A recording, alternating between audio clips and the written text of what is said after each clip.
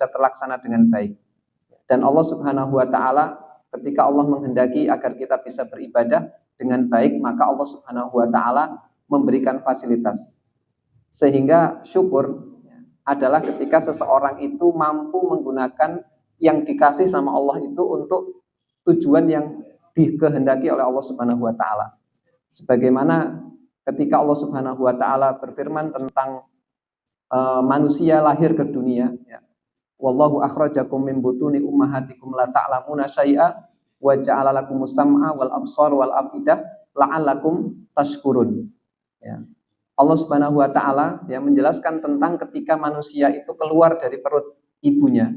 Wallahu akhrajakum min butuni ummahatikum. Sesungguhnya Allah itu mengeluarkan kalian manusia itu dari perut ibunya la ta'lamuna syai'a. Boten ngertos napa-napa. Ya, tidak memahami apapun, belum bisa apa-apa. Kemudian Allah Subhanahu wa taala memberikan sam'a wal absar wal afidah. Kemudian Allah itu memberikan telinga, memberikan mata, memberikan akal, memberikan hati, dan di akhirnya Allah menutup dengan la'allakum tashkurun, agar kalian bersyukur. Makna bersyukur di sini adalah agar manusia itu bisa menggunakan mata, telinga, dan akalnya atau hatinya itu untuk mengubah dari seseorang yang awalnya terlahir dalam kondisi tidak berilmu, dalam kondisi la ta'lamuna syai'a, boten mangertosi napa-napa, kemudian dengan mata, dengan telinga, dengan akal dan hatinya itu manusia akan menjadi orang yang memahami, bisa membedakan mana baik dan buruk, bisa mengetahui mana yang bermanfaat baginya dan tidak bermanfaat. Dan Allah menutup dengan la'allakum tashkurun, agar kalian bersyukur. Artinya, seseorang yang bisa memanfaatkan mata, telinga, dan akal atau hatinya itu untuk keperluan sesuai dengan tujuan awal diciptakannya, maka semakin banyak ilmu yang dia dapatkan.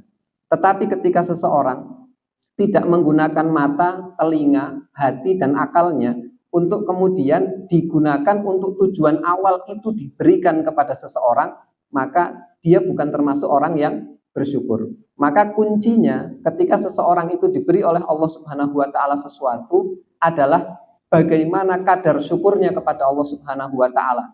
Maka semakin besar kadar syukurnya, semakin banyak manfaat yang bisa dia ambil dari nikmat yang diberikan oleh Allah kepadanya. Semakin sedikit rasa syukurnya, maka semakin sedikit manfaat dari nikmat yang diberikan oleh Allah Subhanahu wa taala kepada dirinya. Ya. Tidak hanya sekadar atau bukan sekadar ya, tidak hanya dalam konteks mata, telinga, dan hati ya, tetapi dalam konteks nikmat yang lainnya pun demikian ya. Semakin seseorang itu bersyukur, maka manfaat nikmat itu akan semakin menyebar, akan semakin banyak, akan semakin berbarokah pada diri seseorang. Tetapi ketika seseorang itu nirsyukur atau dia kemudian tidak bersyukur kepada Allah Subhanahu wa taala dan justru memanfaatkannya untuk sesuatu yang tidak dikehendaki oleh Allah, maka sesuatu itu pasti manfaatnya akan berkurang. Seseorang yang diberikan nikmat harta oleh Allah, kemudian dia tahu bahwa nikmat harta itu diberikan untuk fasilitas ibadah, kemudian ia gunakan untuk melakukan sesuatu, ya dikeluarkan pada jalan yang benar, untuk menuntut ilmu, untuk kemudian memberi nafkah kepada istri dan anak-anaknya, menyekolahkan anak-anaknya, kemudian memberikan modal bagi dirinya untuk bisa berusaha yang baik sehingga mendapatkan harta yang halal. Maka itu semua dalam konteks syukur yang kemudian harta itu akan berkembang dengan baik. Tetapi kemudian ketika seseorang diberikan nikmat harta oleh Allah dan kemudian harta itu dia gunakan untuk sesuatu yang tidak berguna bagi dirinya dan bagi orang lain, ya, bahkan mungkin untuk sesuatu yang sifatnya membahayakan dirinya, maka nikmat itu akan tidak bermanfaat bagi dirinya meskipun jumlahnya tampak sangat besar.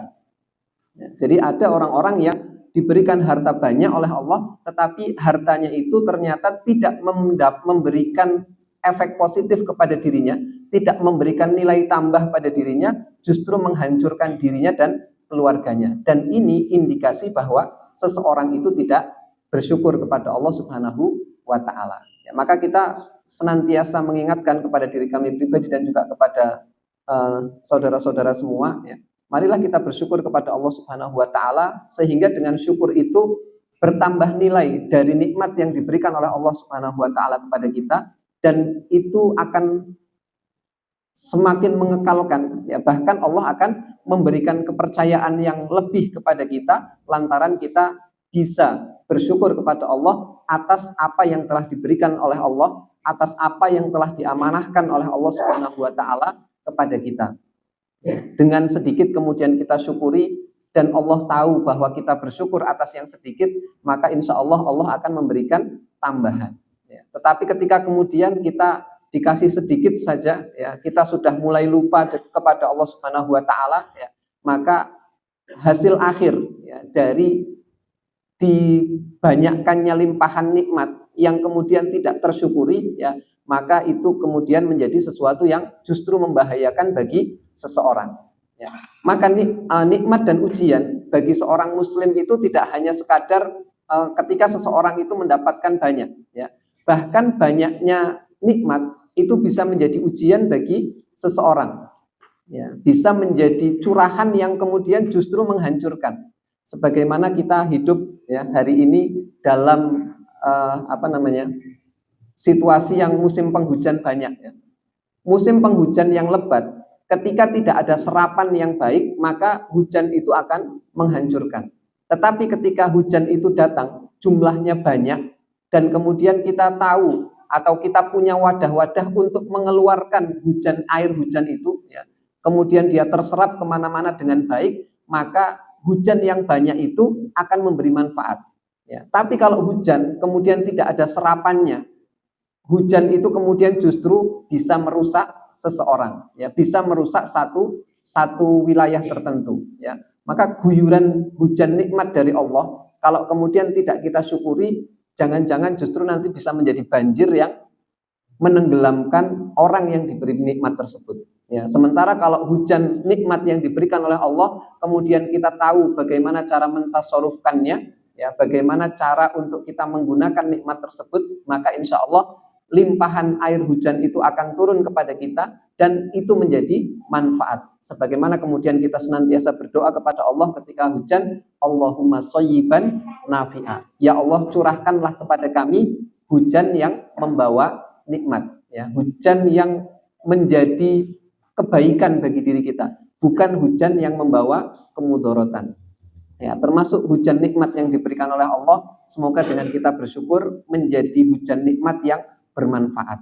Ya, dan kita sampaikan, ya, jazakumullahu khairan, ya, kepada Bapak Ibu sekalian, ya, yang selama ini telah memberikan bantuan, kemudian juga dalam bentuk berbagai macam, ya, dalam bentuk harta, dalam bentuk tenaga, dalam bentuk pemikiran untuk kemakmuran Masjid Ar-Rahim ini, ya, mudah-mudahan itu semua dihitung oleh Allah Subhanahu wa taala sebagai bentuk syukur kita kepada Allah Subhanahu wa taala, dan kemudian Allah Subhanahu wa taala melapangkan rezeki saudara-saudara semuanya, dan Allah Subhanahu wa taala memberikan keberkahan kepada kita atas rezeki dan juga nikmat-nikmat yang diberikan oleh Allah kepada kita.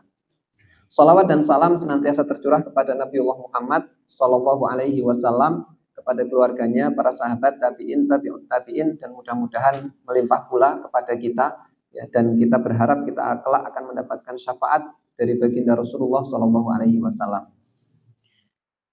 Bapak-bapak, ibu-ibu, saudara-saudara yang insya Allah dirahmati oleh Allah Subhanahu Wa Taala, sebelum kita mulai membahas tentang kaidah Qur'aniyah, ya, saya ingin menyampaikan sedikit informasi, ya, bahwa kita saat ini sudah di pertengahan bulan Sya'ban, ya, yang sebentar lagi kita memasuki bulan Ramadan, ya, insya Allah mungkin hanya tinggal, ya, sekitar 18 hari lagi, ya, atau 20-an hari lagi, ya. Ini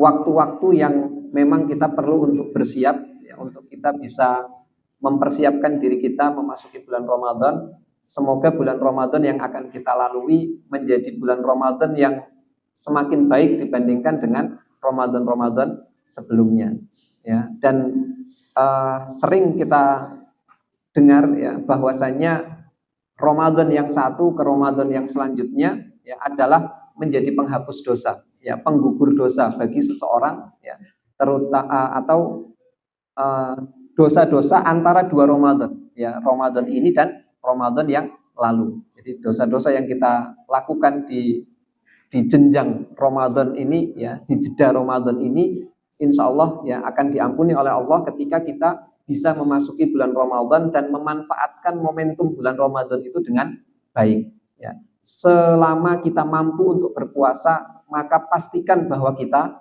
berpuasa. Karena Ramadan atau puasa pada bulan Ramadan itu adalah salah satu dari rukun Islam. Ya. Syahadat, sholat, zakat, puasa, haji. Ya. Itu semua merupakan kewajiban yang wajib untuk kita lakukan. Boleh kita tidak melakukannya dalam kondisi-kondisi tertentu, tetapi itu pun ada konsekuensinya. Ya. Terkhusus untuk Ramadan, ya, terkhusus untuk puasa, seseorang ketika tidak melakukan puasa pada bulan Ramadan, maka dia harus mengganti di bulan-bulan yang lainnya. Maka kalau ya ada di antara bapak-bapak, ibu-ibu mungkin ya, sing sering mungkin ibu-ibu ya, masih punya tunggaan puasa ya, tunggaan puasa Ramadan, maka masih ada waktu sekitar 2 pekan ya untuk bisa mengganti puasa yang di tahun kemarin yang belum tersalurkan ya, belum terbayarkan ya, masih ada waktu 2 pekan ya. Jadi kewajiban ini ya itu menjadi sesuatu yang wajib untuk dilakukan ya, syahadat, sholat, zakat, puasa, haji ya, termasuk haji ya, haji itu juga wajib ya. Nah, terus nek dereng mampu pripun nggih niku bedane haji ya. Kalau yang lain selain haji itu keringanannya itu pendek ya, jangka keringanannya pendek. Misalnya sholat ya, sholat itu ada keringanannya, tetapi keringanannya pendek. Misalnya keringanan sholat itu dengan cara yang misalnya nggak bisa berdiri dengan duduk, kalau nggak bisa duduk dengan berbaring, atau keringanan waktu ya, misalnya dalam kondisi yang memang kepepet betul, kemudian nggak bisa sholat pada waktunya ya, maka keringanannya adalah mengakhirkan waktunya. Atau kalau tidak mengakhirkan waktunya ya dijamak dan dikosor ya, diperpendek waktunya dan kemudian dipindahkan waktunya pada waktu yang lain ya, meskipun ya ini pun sifatnya mubah ya, sifatnya menjamak ya, menjamak sholat itu sifatnya mubah, boleh ya. Maka kalau namanya boleh ya, ya yang lebih utama ketika bisa melaksanakannya di waktu-waktu yang afdol, di waktu-waktu yang memang dia bisa melakukan pas tepat pada waktunya. Nah, kemudian puasa juga begitu. Puasa itu waktunya ya hanya di sela-selanya itu ya, di sela-sela waktu di mana seseorang itu bisa mengisi waktunya untuk mengganti puasa yang dia tinggalkan ya, karena kondisi tertentu. Beda dengan haji. Kalau haji ya, maka dia tetap wajib melakukannya, tetapi kondisinya adalah ketika mampu ya. Mampu di sini atau kewajiban haji di sini ya, maknanya bahwa ketika seseorang sudah punya harta ya, punya harta senilai untuk bisa berangkat haji, kemudian dia punya waktu untuk berangkat haji, kemudian dia punya tenaga untuk berangkat haji, maka tidak ada amalan lain yang harus dia lakukan selain melakukan haji ya, berbeda dengan amalan sunnah. Kalau amalan sunnah itu ketika ada sesuatu yang mendesak, maka dia bisa memindahkan amalan sunnah itu pada amalan yang lain. Contohnya, misalnya seseorang untuk naik haji itu harus punya 60 juta misal. Ternyata saat ini punya uang 60 juta. Daftar ONH itu bisa langsung berangkat tahun ini. Badannya sehat, segar bugar. Maka dia tidak boleh menggunakan 60 jutanya itu untuk kepentingan yang lain. Misalnya untuk bangun panti asuhan, untuk bangun masjid. Itu tidak boleh. Itu namanya wajib. Berbeda dengan sunnah. Kalau sunnah ya, misalnya apa yang sunnah ya, sudah pernah haji ya, kemudian dia pada saat dia punya uang untuk misalnya gampangannya apa, umroh gitu ya, misalnya umroh kan sunnah ya, Maka ketika seseorang punya uang untuk umroh senilai 30 juta misalnya, kok pada saat mau berangkat ada tetangganya yang sakit misalnya, butuh operasi dan nggak punya uang, maka 30 jutanya tadi boleh dipinjamkan atau boleh diberikan kepada tetangganya untuk berobat, dan dia mengganti amal sunnah umroh dengan amal sunnah yang namanya membantu tetangga. Sama-sama sunnahnya, sama-sama menggunakan uang yang sama. Ya. Tetapi kalau orang yang mampu haji dan dia tidak berangkat haji, maka dia berdosa. Karena haji merupakan rukun Islam. Itu bedanya ya. Bedanya antara kenapa kok haji itu wajib tapi syaratnya mampu ya. Kemudian kenapa kok beda sama ibadah sunnah yang lain ya. Ya beda ya. Maka pada saat sudah punya semuanya kok dia nggak berangkat ya, dan mengalihkan yang seharusnya cukup dan mampu bisa untuk berangkat untuk aktivitas yang lain, maka dia berdosa ya. Jane mampu ya. Kalau sekarang kemampuan itu kan banyak ya. Mboten namung gadah punya uang 100 juta nggak mesti mampu hitungannya sekarang gitu, karena ngantrinya masih harus 30 tahun lagi misalnya, atau fisiknya mungkin tidak mampu untuk berangkat misalnya, maka itu menjadi rukhsah bagi dirinya. Tapi kalau mampu semuanya, siap berangkat ya, urutannya sudah ada di apa namanya itu, di list daftar haji ponenten, dananya ya sudah ada, kemudian dia malah mengalihkan ya untuk sesuatu yang lain, maka nggak boleh melakukan itu karena itu sifatnya wajib ya. Maka syahadat, sholat, zakat, puasa, haji itu menjadi sesuatu yang wajib, yang artinya ketika orang itu mampu melakukannya maka tidak boleh mengganti dengan amal apapun. Syahadat niku mboten saged diganti, sholat niku mboten saged diganti, puasa niku mboten saged diganti, kemudian zakat itu nggak bisa diganti, termasuk haji itu nggak bisa diganti. Ketika sudah datang waktunya, ya maka dia wajib berangkat, dia wajib melakukannya. Ya, jadi sholat niku mboten angsal diganteni anake. Terus aku tak ras sholat tak ganteki anakku, itu mboten angsal. Ya, maka dia tetap harus berangkat. Ya, tetap harus melakukan sebagaimanapun seseorang itu mampu untuk melakukannya. Ya, dengan cara apapun yang seseorang itu mampu untuk melakukannya. Ya, maka mari kita bersiap ya untuk bulan Ramadan, dan mungkin saya mewakili teman-teman di takmir ya, sebagaimana biasanya ya, mungkin nanti kita akan ngerepoti lagi gitu ya, ngerepoti lagi saudara-saudara semuanya ya untuk agenda acara-acara kita yang akan kita helat di bulan Ramadan ya. Misalnya nanti mungkin ada adik-adik yang keliling ke rumah lagi untuk takjil TPA misalnya ya. Kemudian nanti untuk buka bersama misalnya, kemudian untuk ya aktivitas-aktivitas yang lain termasuk bakti sosial misalnya gitu ya. Maka mungkin nanti kita akan ngerepoti lagi gitu ya, ngerepoti lagi jamaah semuanya, tetapi mudah-mudahan itu dalam rangka kita memang mengisi Ramadan dengan aktivitas yang baik ya, aktivitas yang memang kemudian menjadi pahala yang bisa kita ambil nanti di hadapan Allah Subhanahu wa taala ketika kita tidak bisa lagi beramal, dan pada saat itu kita hanya menerima hasil amal yang kita lakukan ketika kita masih di dunia. Bapak-bapak, ibu-ibu, saudara-saudara yang insya Allah dirahmati oleh Allah Subhanahu wa taala, kita pada malam hari ini akan membahas sedikit ya tentang surat An-Nahl ayat 90 ya, yang ini merupakan kaidah yang disampaikan oleh Allah Subhanahu wa taala, di mana Allah Subhanahu wa taala berfirman, innallaha ya'muru bil adli wal ihsan wa ita'idil qurba wa yanha 'anil fahsya'i wal munkar wal bagh. Sesungguhnya Allah Subhanahu wa taala menyuruh kamu berlaku adil ya, ya'muru bil adl wal ihsan, dan berbuat kebaikan ya. Kemudian memberi kepada kaum kerabat ya, wa yanha 'anil fahsya'i wal munkar, dan melarang dari perbuatan keji dan mungkar, wal bagh, dan permusuhan. Ini merupakan hal-hal yang diperintahkan oleh Allah Subhanahu wa taala kepada kita ya, yang berkaitan dengan pokok-pokok agama di dalam agama kita atau di dalam syariat kita ya. Yang pertama berkaitan dengan Allah memerintahkan kita untuk berlaku adil. Kemudian yang kedua, Allah memerintahkan kepada kita untuk berbuat baik. Kemudian yang ketiga, Allah memerintahkan kita untuk memberi kepada wa ita idil kurba, kepada kerabat kita. Ya, Masya Allah ya. Jadi Allah itu memberikan perintah khusus kepada kita untuk memberi dan diberikannya spesifik kepada kerabat. Ya.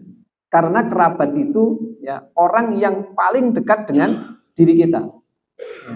Yang seringkali ya seseorang itu ya dianggap baik di luar, tetapi justru di kalangan kerabatnya dia dikenal sebagai orang yang tidak baik. Ya, ini ada fenomena semacam itu ya. Fenomena di mana seseorang itu di luaran dia dikenal sebagai orang yang baik, tetapi di kalangan sendiri dia justru tidak dikenal sebagai orang yang baik. Ya. Tetapi ini menjadi perintah dari Allah bahwa kita ya diperintahkan oleh Allah untuk memberi, didahulukan kepada kerabatnya sebelum memberi kepada yang lainnya. Ya, jadi sebelum ketika kita punya harta ya kemudian kepada siapa kita harus memberikan harta tersebut ya, maka kita lihat dulu ya kepada kerabat-kerabat kita ya. Ada enggak di antara saudara-saudara kita yang membutuhkan ya. Kalau ternyata di antara saudara-saudara kita ada yang membutuhkan, maka ya berikan kepada mereka dahulu ya. Ketika tidak ada di antara kerabat kita, kepada tetangga-tetangga kita terdekat ya, dilihat dulu tetangga-tetangga kita terdekat ada nggak yang membutuhkan, baru kemudian kita berikan kepada yang lainnya ya. Fenomena hari ini seringkali ya ada orang-orang yang kadang bercerita gitu ya, ada saudaranya yang memiliki sesuatu yang banyak, tetapi kemudian ya saudara yang lainnya ya itu justru tidak mendapatkan sesuatu yang orang lain dapatkan dari saudaranya tersebut. Ya, maka Allah mengingatkan kepada kita untuk memberi kepada kerabat atau memerhatikan kerabat kita sebelum kita memerhatikan yang lainnya. Ya. Dan orang yang bersedekah atau orang yang memberi kepada kerabat, maka dia mendapatkan dua pahala. Pahala yang pertama adalah pahala menyambung silaturahmi, dan pahala yang kedua adalah pahala sedekahnya itu sendiri. Ya, sedekahnya mendapat pahala, menyambung silaturahminya menjadi pahala bagi dirinya. Kemudian Allah melarang. Ya, setelah Allah berfirman dengan innallaha ya'muru, kemudian Allah melarang. Innallaha yanha. Ya, Allah itu melarang kita dari perbuatan fahsya wal mungkar, perbuatan keji dan perbuatan mungkar wal bagh, dan Allah melarang kita untuk saling bermusuhan. Ya, karena ya di antara rezeki ya yang banyak diberikan oleh Allah Subhanahu wa taala kepada kita adalah rezeki persaudaraan. Ya. Wadhkur nikmatallahi alaikum in kuntum a'daan fa'allafa baina qulubikum wa asbahtum bi nikmatihi ikhwana.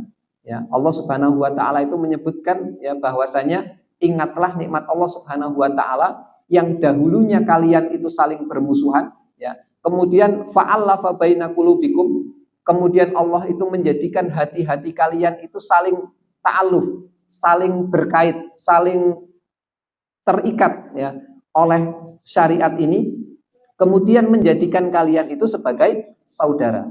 Ayat ini turun terkait dengan orang-orang di Madinah ya, yang pada saat Rasulullah Shallallahu Alaihi Wasallam datang ke Madinah, mereka itu masih hidup berkabilah-kabilah, masih hidup di satu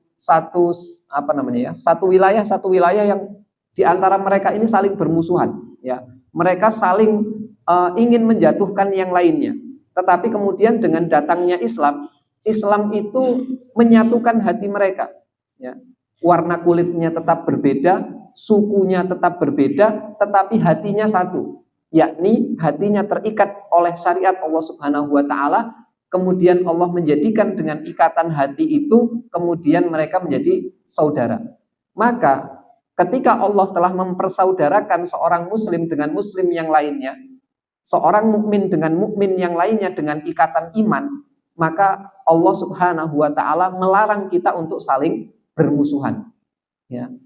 Allah melarang kita untuk berbuat fahsya, mungkar, dan Allah melarang kita untuk al-baghyu, untuk saling bermusuhan satu sama lain. Ya. Alhamdulillah kita hidup di tempat yang persaudaraan itu terjalin dengan baik. Ya, hati-hati kita insya Allah terkait dengan sesuatu yang baik dan kemudian tidak terjadi perpecahan di antara kita. Tetapi ya, masih banyak mungkin di antara saudara-saudara kita di tempat yang lain yang gara-gara berbeda, ya, kemudian menjadikan mereka saling bermusuhan.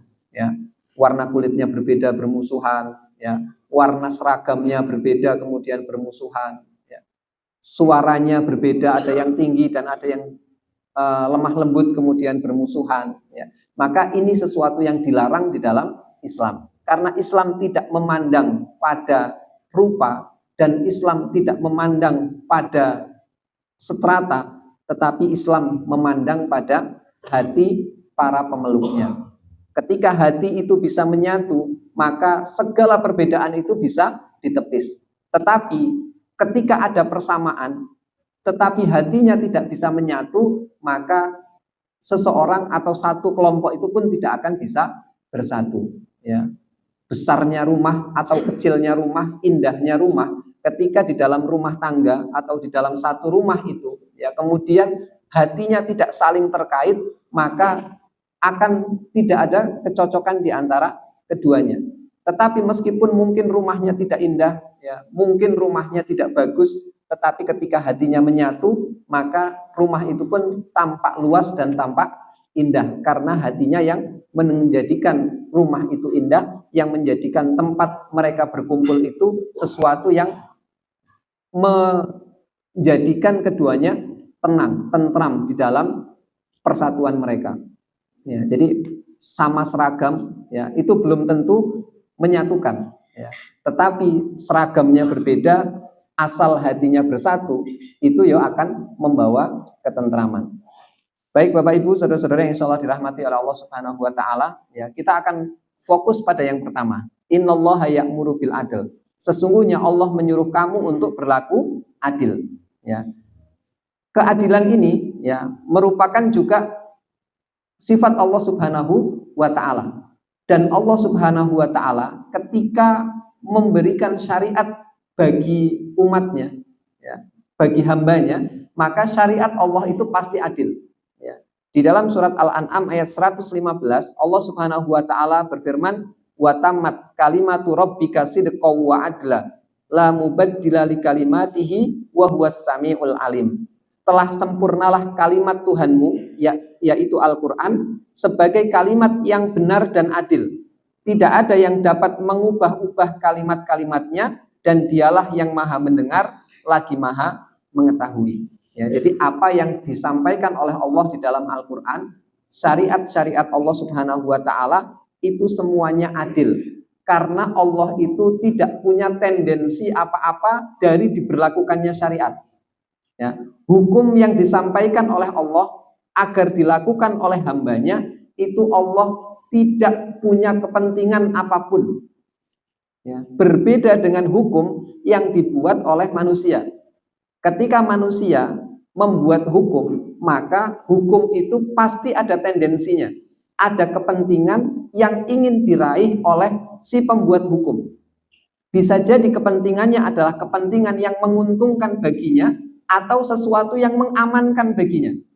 Ya, sehingga kemudian dibuat, ya, misalnya ada pasal, ayat dan seterusnya yang di situ ketika seseorang yang membuat hukum itu melakukannya, maka dia bisa berkelit dengan satu ayat tertentu yang memang ia tera di dalam hukum itu, agar ia terbebas dari hukuman yang mungkin menimpa padanya ketika dia melanggar hal tersebut. Ya. Atau dia menyelipkan ayat atau pasal atau apapun yang dengan ayat atau pasal tersebut dia bisa mendapatkan keuntungan. Itu kalau yang membuat hukum adalah sesuatu, ya, yang memiliki nafsu dan mungkin memiliki tendensi atau kepentingan tertentu dengan adanya hukum tersebut. Tetapi Allah Subhanahu wa taala adalah zat yang maha agung, zat yang maha sempurna, zat yang maha bijaksana, zat yang maha mengetahui setiap makhluknya, sehingga ketika Allah membuat syariat, maka syariat itu gunanya adalah untuk kepentingan atau untuk kebaikan hamba-hamba Allah Subhanahu wa taala. Karena Allah itu disembah ataupun tidak disembah tidak mengurangi keagungan Allah Subhanahu wa taala. Ya. Allah Subhanahu wa taala ketika membuat hukum dan kemudian seseorang melanggar ataupun melakukan apa yang diterakan oleh Allah Subhanahu wa taala di dalam Al-Qur'an, maka itu tidak menambah kebaikan bagi Allah Subhanahu wa taala. Tetapi hal itu akan membawa kebaikan bagi orang yang melakukan syariat tersebut. Ya, orang yang melakukan syariat, yang melakukan hukum Allah, ya, maka dia akan mendapatkan keuntungan. Ya. Kemudian orang yang meninggalkan hukum Allah, maka dia akan mendapatkan hukuman. Ya, akan tidak mendapatkan keuntungan sebagaimana orang yang melakukan kebaikan. Ya. Jadi hukum yang diterapkan oleh Allah Subhanahu wa taala di dalam Al-Qur'an itu semua telah sempurna, benar dan adil. Ya, tidak ada satupun syariat yang tidak adil ditegakkan. Ya. Mungkin ada orang-orang yang kemudian protes, ya. Mosok, ya, orang mencuri kok dipotong tangannya misalnya, kan nggak adil. Ya. Hukum mana lagi yang lebih adil daripada ketika seseorang melakukan kejahatan dan dia mendapatkan akibat dari kejahatannya. Sementara ada hukum lain yang seseorang melakukan kejahatan, ya, kemudian orang yang dijahati berusaha untuk menangkap orang yang dijahati, tetapi justru ternyata orang yang berusaha menangkap orang yang berbuat jahat justru dijadikan tersangka. Ya.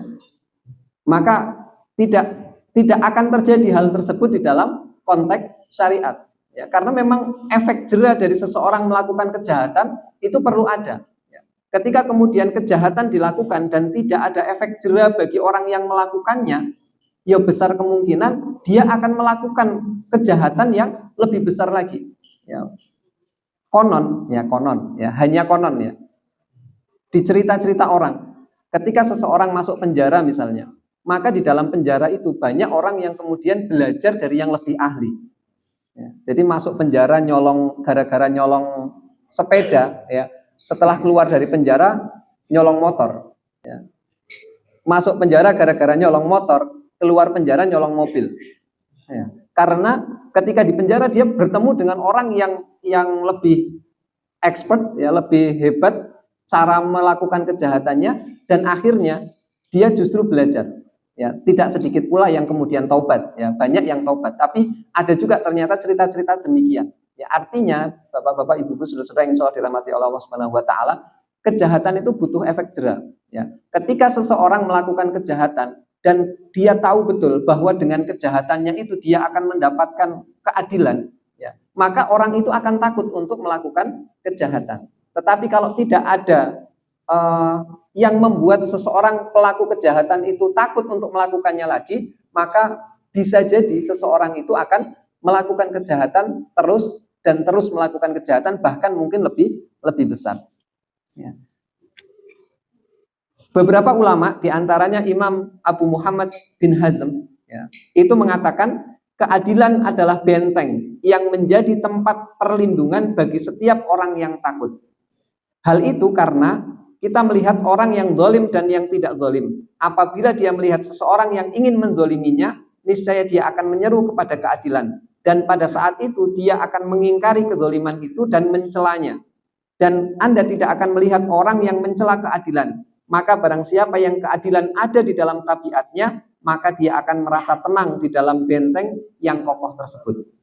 Ketika seseorang hidup dalam satu komunitas, ya, dalam satu wilayah, kemudian dia mendapatkan keadilan, ya, maka semua orang yang ada di situ tenang, karena dia tahu kalau nanti akan terjadi sesuatu pada saya, maka orang yang menjahati saya, yang mengambil hak saya, itu pasti akan diadili. Maka dia pasti hidupnya akan tenang. Ya. Sehingga kemajuan suatu bangsa, kemajuan suatu wilayah, kemajuan sebuah organisasi misalnya, diantaranya ditentukan oleh keadilan. Ya. Kalau ada keadilan di situ, maka orang itu hidupnya akan tenang. Tetapi kalau tidak ada keadilan di dalam satu wilayah, maka orang itu tidak akan merasa tenang hidupnya. Was-was terus gitu, ya. Engko gek-gek ikiku di jiko uang. Nek di jiko uang belum tentu saya bisa mengambilnya, ya. Karena dia tidak yakin bahwa keadilan itu tegak. Atau sebaliknya, bagi pelaku keadilan sendiri, ya, orang yang melakukan keadilan, itu pasti di dalam dirinya ada ketenangan. Ya, misalnya seorang jaksa atau hakim yang dia memutus perkara dengan adil, maka hatinya akan tenang. Tetapi ketika seorang jaksa atau hakim memutus sesuatu, memutus perkara dengan tidak adil, maka pasti hatinya akan tidak merasakan ketenangan. Jadi adil itu menjadi benteng baik bagi orang yang menjadi hakim atau orang yang menjadi pasien dari keadilan itu, ya, yang menjadi objek maupun menjadi subjek dari keadilan tersebut. Ya, ketika dua-duanya dalam kondisi adil, maka dua-duanya akan merasakan ketentraman dan keadilan itu menjadi benteng bagi dirinya. Kalau seseorang adil, ya, maka orang lain pasti akan membela orang yang adil tersebut. Tetapi kalau seseorang itu berbuat zalim, maka pasti akan banyak orang yang tidak suka kepada orang yang zalim, dan dia akan menjadi orang yang hidupnya tidak tenang gara-gara kezaliman atau ketidakadilannya. Ya, itu ketika subjek. Ketika objek pun begitu. Ya, ketika dia hidup dan dia tahu bahwa akan ada yang mengadili apapun yang terjadi pada dirinya, maka keamanan, ketertiban, bahkan kebahagiaan hidup seseorang itu akan bisa naik.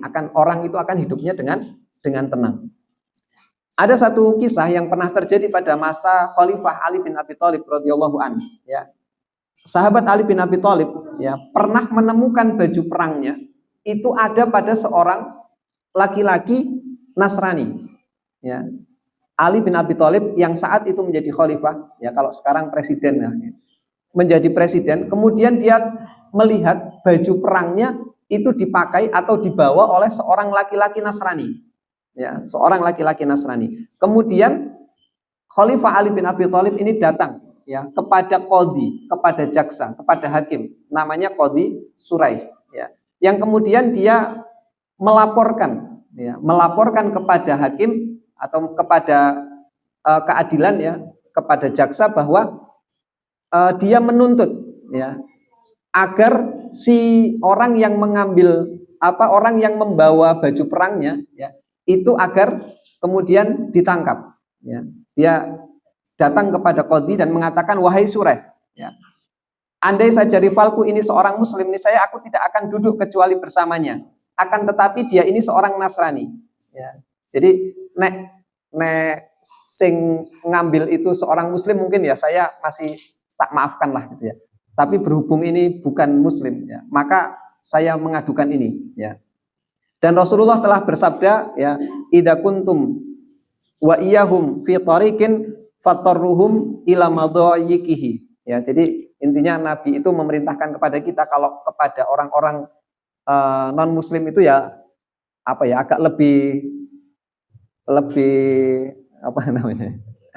Lebih tegas lah gitu ya, lebih tegas kepada seorang non muslim dan lebih lembut kepada sesama muslim. Itu memang anunya begitu ya. Kalau kepada sesama muslim yo nek iso dibicarakan baik-baik lah gitu. Kekeluargaan nek bahasa gitu. Ya. Karena memang sifat seorang muslim itu kan asyiddau alal kufar ruhamau bainahum. Ya. Jangan dibalik ya. Kadang orang muslim itu malah kebalik. Sama orang non muslim malah baiknya luar biasa, begitu sama sesama muslim cuma gara-gara beda salate siji kunut siji ora perang ya. Gara-gara siji maca basmalah di banterke sing siji basmalah ora, ya, terus perang, ketemu di jalan aja disalami nggak jawab. Padahal kalau sesama orang yang lain lebih lemah lembut gitu ya. Maka ya jangan ya. Sifat seorang muslim itu asyiddau alal kufar ruhama ubainahum, ya. Sifat seorang muslim itu kepada orang kafir, ya, dia bersifat tegas, tetapi kepada sesama muslim harus membuka hati lebih luas gitu ya. Jadi kalau ada apa ya dibicarakan baik-baik lah gitu. Nah, sementara yang Khalifah Ali bin Abi Thalib ini melihat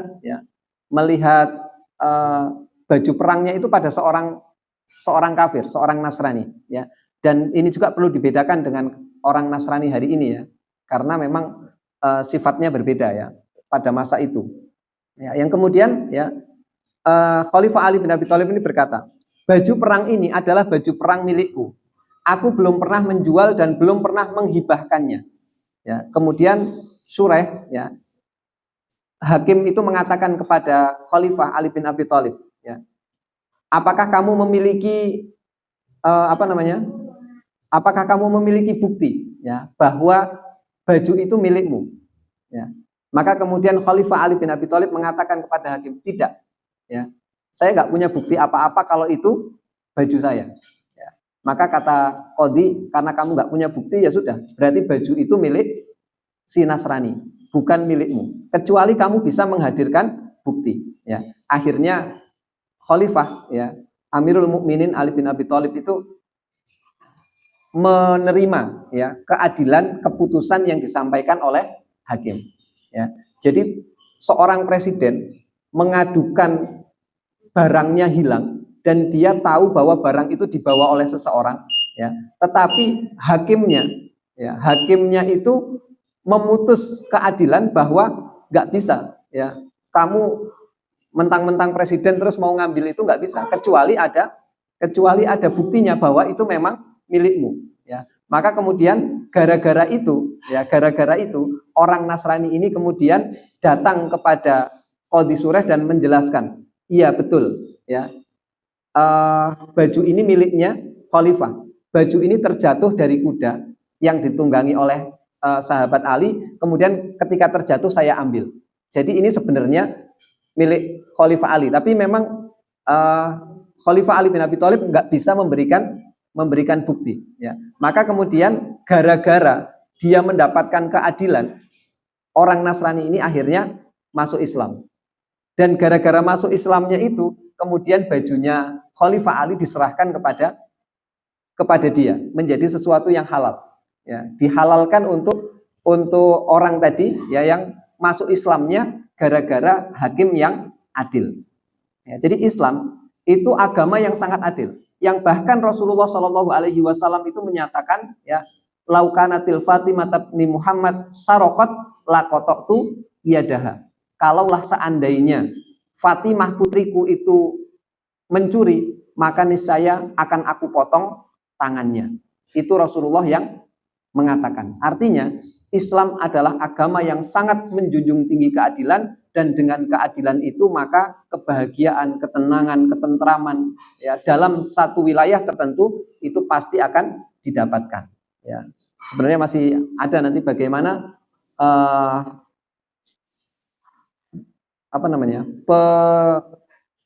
pemanfaatan atau bagaimana syariat itu harus kita tegakkan pada diri kita, ya. Maka masih akan ada lagi, tapi insya Allah kita sambung di pertemuan yang selanjutnya insya Allah, ya. Insya Allah pekan kelima di bulan apa nanti? 3 bulan lagi. Oke. Jadi bapak-bapak, ibu-ibu, saudara-saudara yang insya Allah dirahmati Allah Subhanahu Wa Taala, ya. Sebagai penutup, ya, bahwa ketika Allah Subhanahu Wa Taala memberikan syariat, ya, maka syariat itu datangnya untuk kita, bukan untuk menunjuk orang lain. Ini yang perlu kita ingatkan, ya. Jadi ketika ada syariat, misalnya Allah memerintahkan kita berbuat adil, maka syariat itu untuk kita, bukan untuk menunjuk orang lain agar orang lain adil.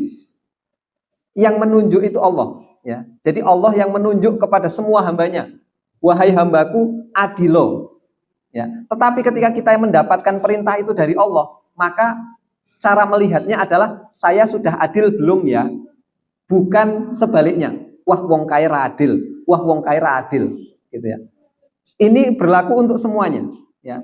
Termasuk misalnya, ya, ketika kita mendapatkan ilmu tentang apalah gitu, ya. Misalnya Allah menyuruh kita untuk berlaku ihsan, berlaku baik, maka syariat itu sebenarnya untuk kita, bukan untuk menunjuk orang lain. Wah wong kaya apik, aku ki lho apik. Bukan begitu. Tetapi syariat itu adalah untuk aku wis apik porong, ya. Ya. Jadi jangan menunjuk orang lain dulu sebelum kita memang merasa bahwa syariat itu untuk kita. Ya, jadi syariat itu untuk kita, bukan untuk menghakimi orang lain. Ini perlu kita sampaikan. Jadi kalau kita berkata atau membahas tentang adil, maka yang perlu kita camkan sebenarnya adalah saya sudah adil belum, ya. Bukan untuk menilai orang lain, ah wong kaya adil, wah wong kaya jahat, gitu. Wah wong kaya berarti menyelisihi, wah wong kaya, gitu. Nah ini dalam rangka tadi juga agar sesama muslim itu bisa saling hatinya menyatu, ya. Kadang hati seorang muslim itu tidak menyatu gara-gara kita itu suka main tunjuk orang lain tanpa kita merasa bahwa kita yang keliru, ya. Lebih gampang untuk menyalahkan orang lain daripada untuk menyalahkan diri kita sendiri. Seolah-olah syariat itu datang untuk menunjuk orang lain, bukan untuk diri kita. Sehingga kemudian tidak terjadi takliful qulub, tidak terjadi persatuan di antara hati-hati kaum muslimin. Ketika syariat itu kita tujukan pada diri kita dahulu sebelum kita tujukan kepada orang lain, maka insya Allah hati kita akan bersatu dan kita akan memberikan ruang untuk berbeda, ruang untuk saling tepos liro, ya, ruang untuk saling bisa memahami satu sama lain. Wallahu a'lam bishawab. Kita akhiri dengan doa kifaratul majlis. Subhanakallahumma rabbana bihamdika asyhadu alla ilaha illa anta astaghfiruka wa atubu ilaik. Assalamualaikum warahmatullahi wabarakatuh.